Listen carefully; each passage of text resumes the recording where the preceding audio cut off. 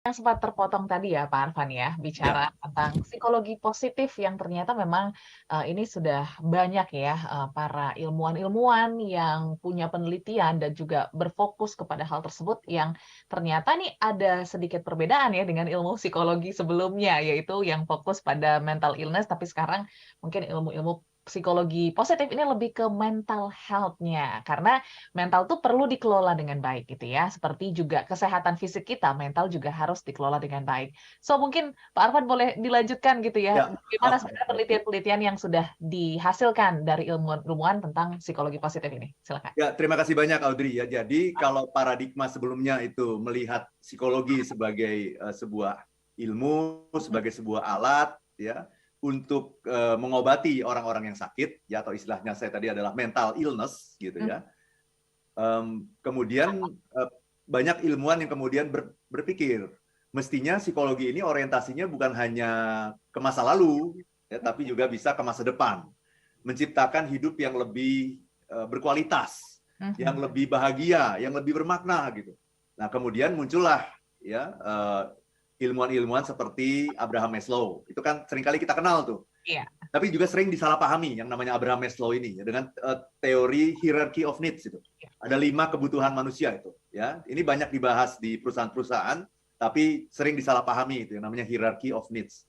Padahal yang sebenarnya ingin disampaikan oleh Abraham Maslow adalah inti dari kehidupan kita ini itu ya adalah ketika kita bisa mencapai yang namanya self actualization. Oke. Aktualisasi diri ketika kita bisa menjadi diri kita yang ditakdirkan oleh Tuhan gitu. Mhm. Setiap orang kan ditakdirkan oleh Tuhan itu untuk menjadi sosok yang berbeda. Ya, seseorang yang berbeda-beda dengan orang yang lain. Seorang yang sangat unik. Nah, menurut Abraham Maslow adalah psikologi itu mestinya bisa dimanfaatkan sebagai sebuah alat untuk membuat orang itu mencapai yang namanya self actualization. Yes. Jadi bukan mengobati orang yang sakit, tapi justru membuat orang itu makin sehat, makin berkualitas, makin bahagia, makin bermakna. Mhm. Nah, ini ada sebetulnya pendiri dari psikologi positif itu bukan Martin Seligman. Ya, yang dikenal sekarang ini adalah Martin Seligman. Tapi sebetulnya Martin Seligman, Mihaly Csikszentmihalyi yang Mhm. dikenal dengan konsep flow itu ya. Kemudian ada siapa namanya? Ed Diener gitu ya. Itu Mhm. sesungguhnya adalah generasi kedua dari yang namanya psikologi positif. Generasi pertamanya itu adalah Abraham Maslow itu. Ya di Oh, tahun 50-an itu Abraham Maslow, kemudian ada Carl Rogers, ada Eric Fromm gitu yang bicara mengenai the art of love itu. Nah, ya. itu yang mulai melihat bahwa psikologi ini harus mindsetnya harus dilengkapi dengan mindset yang namanya psikologi positif yang Mhm. berfokus pada mental health, Ya. happiness, well-being. Nah, Mhm. seperti itu. Nah, kemudian baru dilanjutkan di abad sekarang ini ya, abad ke-21 ini oleh Martin Seligman, Mihaly Csikszentmihalyi, Ed Diener dan kawan-kawan dengan penelitian-penelitian yang lebih konkret, yang lebih empiris gitu mengenai apa yang terjadi ketika orang bahagia gitu. Jadi ini menjelaskan bahwa sesungguhnya kebahagiaan itu adalah sesuatu yang bisa didekati secara ilmiah, bisa diteliti gitu. Walaupun banyak orang mengatakan, oh happiness itu kan common sense. Sama saja yang namanya Ya. ilmu sosial di mana-mana selalu dibilang, oh itu common sense. Sebagaimana orang ngomong tentang politik kan, Ya. ya ngomong tentang politik, semua orang itu menjadi ahli politik sekarang ini gitu.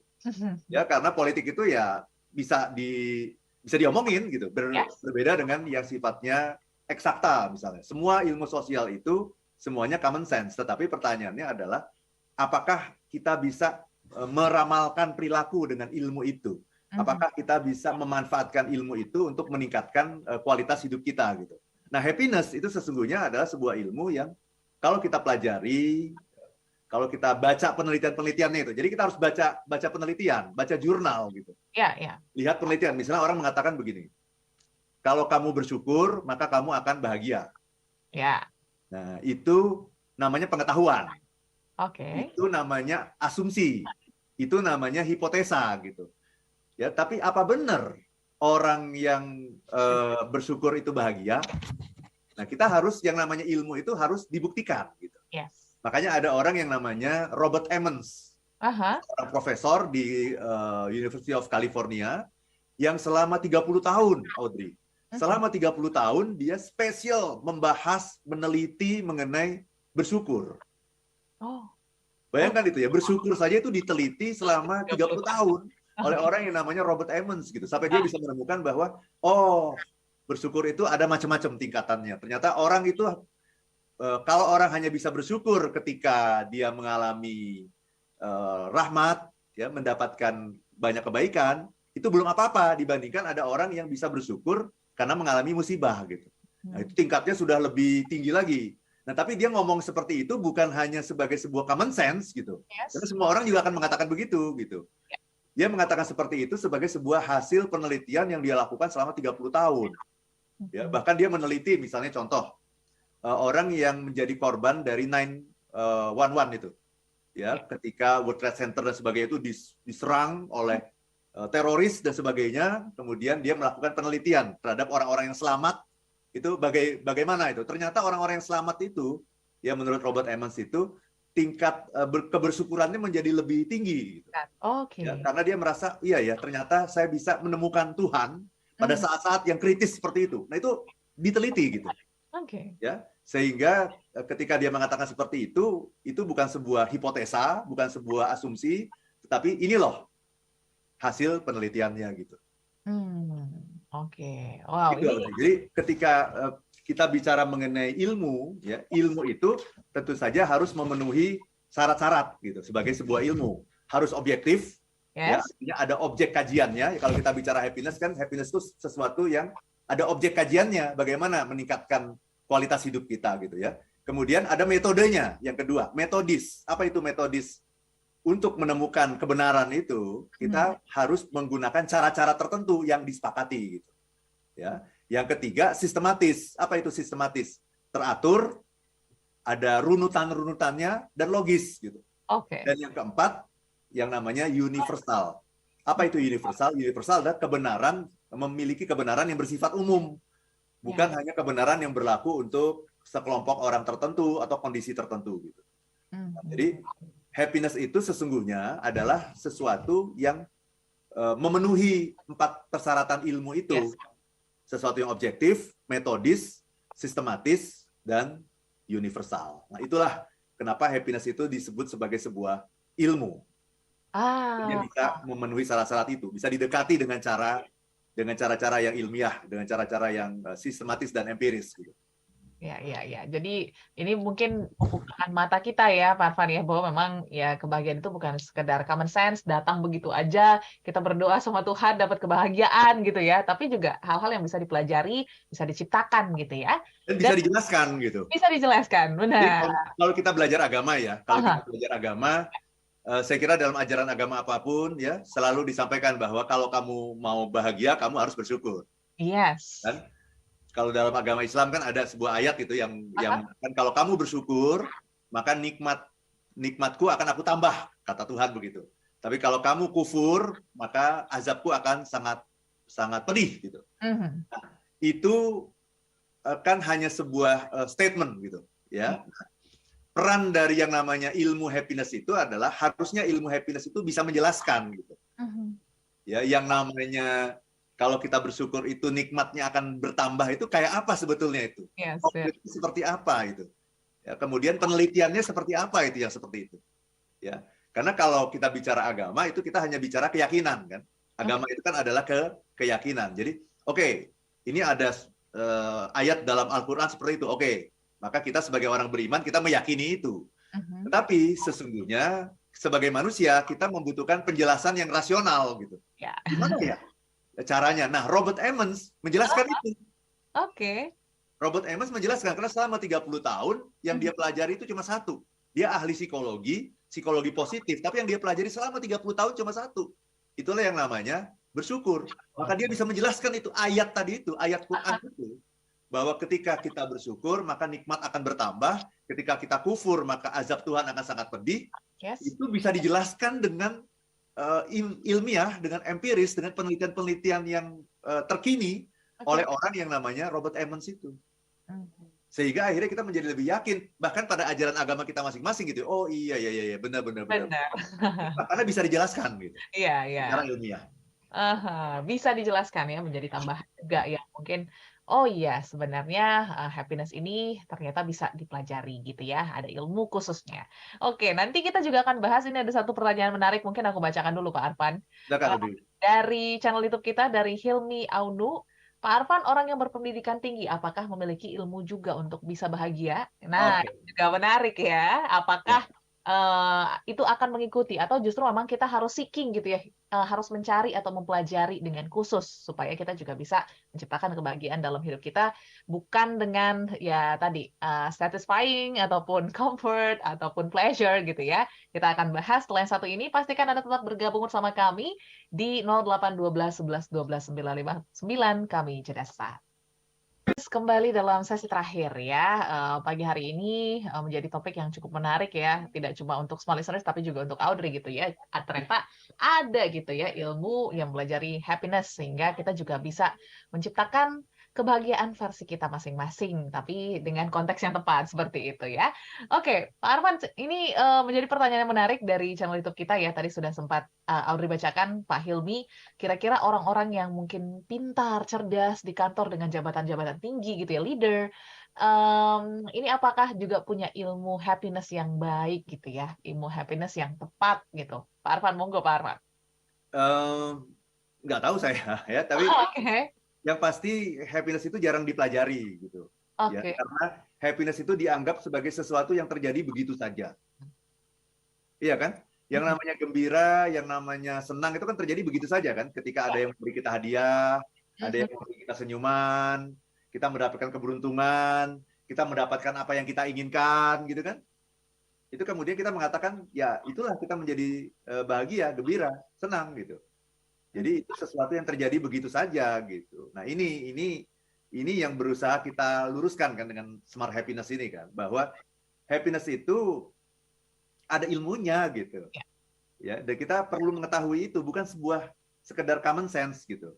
Ya, tetapi happiness itu adalah sebuah alat yang kita perlu pelajari untuk menciptakan hidup yang lebih berkualitas, hidup yang lebih bermakna, emosi yang selalu positif, dan ujungnya juga akan meningkatkan kesehatan kita, baik iya, secara fisik maupun secara mental gitu. Kalau kita apa namanya mempelajari happiness, gitu. mhm, Itu ya, Audrey. Ya, oke, jadi jadi happiness itu sesuatu yang bisa dipelajari mhm.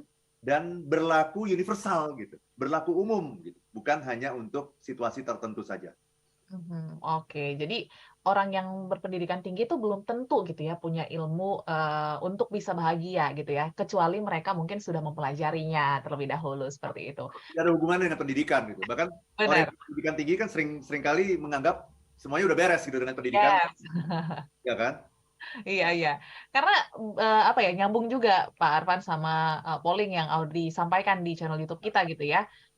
Audrey tadi tanyakan, apakah Anda sudah tahu bahwa happiness itu ada ilmunya? Ternyata 57% mengatakan belum gitu Belum. ya. Tapi memang masih menyadari konsep bahwa ya happiness is a common sense gitu ya, bukan hal yang bisa dipelajari. So ini pertanyaannya juga cukup menarik Pak Arfan. Kita ke WA, ada dari Ibu Dartia.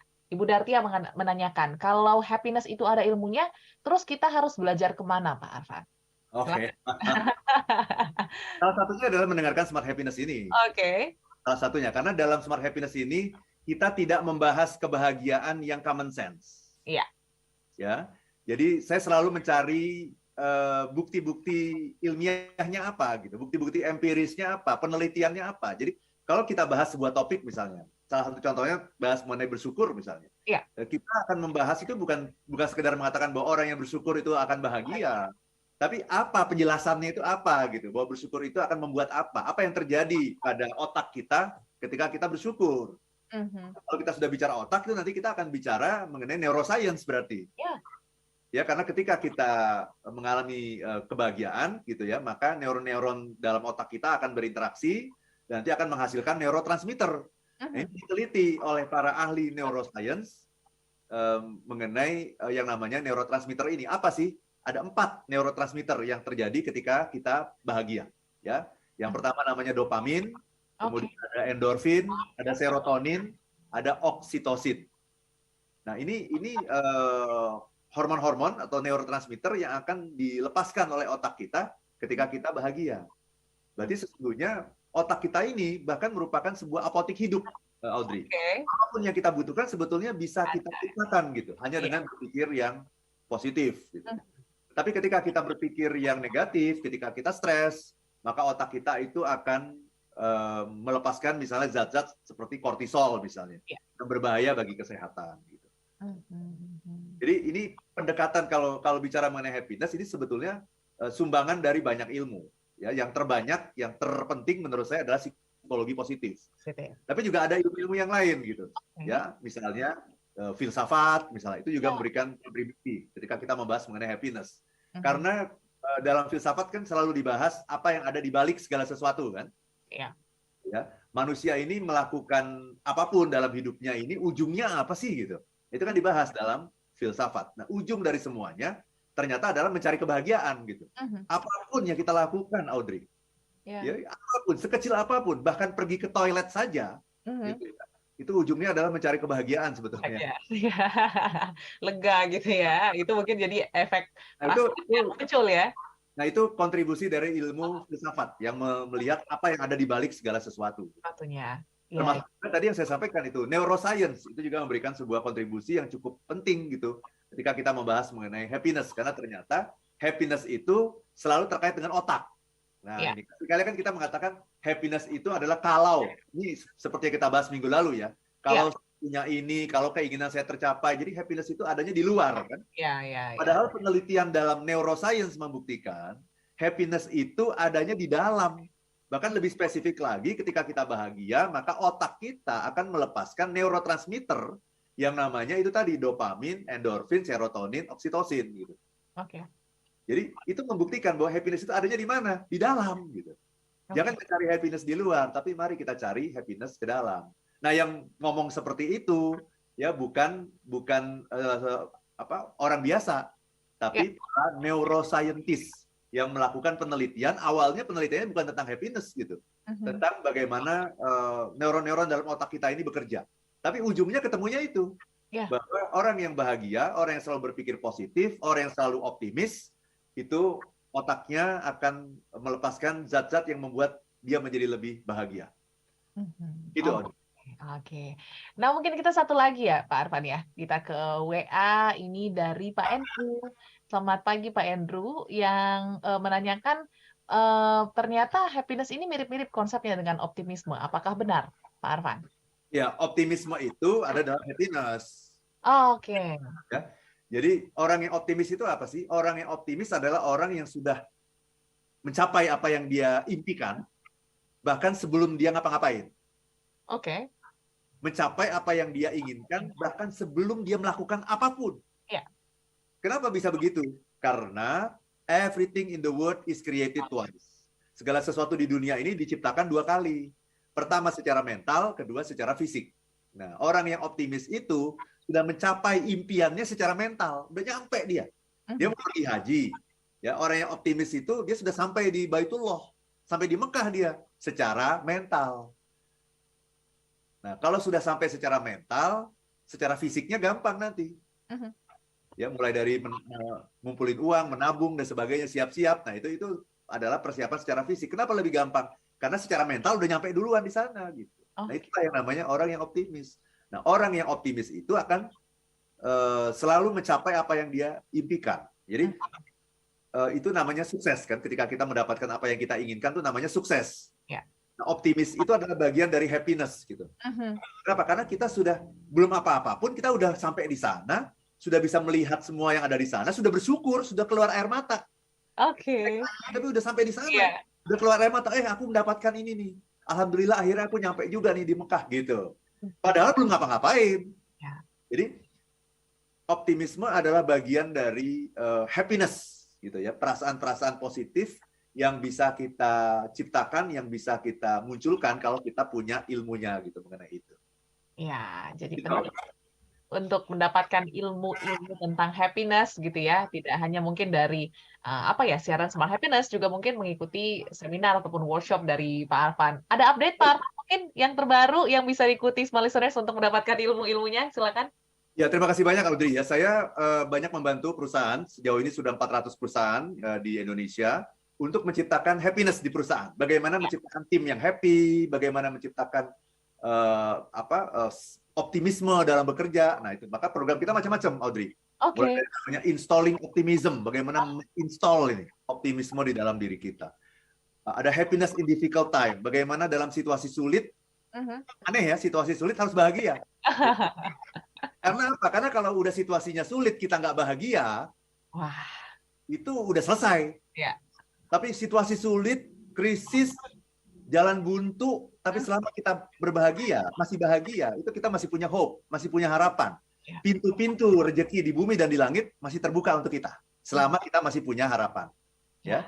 Nah, teman-teman semua yang ingin mengundang saya, silakan Anda hubungi 0812 12345 949. 0812 12345 949. Itu Audrey. Ya, mudah-mudahan saya bisa memberikan sebuah mindset yang berbeda ke tim Anda masing-masing gitu. Gimana nih caranya Anda bisa lebih bahagia supaya, nah ini penelitian membuktikan bukan sukses duluan baru bahagia. Bahagia dulu ya. Bahagia dulu. Baru sukses. Baru sukses. Kenapa? Nah, seperti neuroscience tadi, orang yang bahagia itu maka otaknya akan memproduksi itu neurotransmitter yang penting-penting itu, ya, yang akan membuat energi kita menjadi sangat besar gitu, energi. Ya, kemudian kita bisa bekerja keras dengan yakin bahwa kita pasti akan mencapai apapun yang kita upayakan. Nggak pernah ada pengorbanan sekecil apapun yang sia-sia. Ya. Nah, kalau itu udah diinstal itu optimismenya, itu semua orang akan berjalan ke satu arah. Semua maju, tidak pernah menyerah, pantang mundur gitu. Nah, itu yang membuat kita sukses itu bukan karena kita pinter loh. Bukan karena kita ahli, kompeten, bukan. Yang membuat kita sukses itu karena kita optimis gitu ya, karena kita bahagia. Karena kita yakin bahwa apapun yang kita upayakan tuh tidak pernah akan sia-sia. Itu juga yang mungkin menjadi rangkuman dari siaran kita pada pagi hari ini gitu ya, bahwa ya kebahagiaan tidak instan datang mungkin dari orang yang Anda sayang, orang yang Anda hormati, orang yang Anda respect gitu ya, tetapi justru kebahagiaan itu bisa diciptakan, bisa dipelajari, bisa didekati, dan bisa dijelaskan seperti itu ya. Ada ilmunya. Ada ilmunya. Jadi boleh dapatkan ilmunya setiap Jumat ya, dari jam 7 pagi sampai dengan jam 8 bersama dengan motivator nasional Leadership and Happiness, Pak Arfan Pradiansyah. Thank you Pak Arfan. Sama-sama Audrey. Selamat lanjutkan aktivitas pada pagi hari ini, dan juga Smart Listeners selamat melanjutkan aktivitas juga. Sehat selalu dan happy selalu. Kami pamit, saya Audrey Joanna. Dan saya Arfan Pradiansyah. If you wanna be happy, be happy now.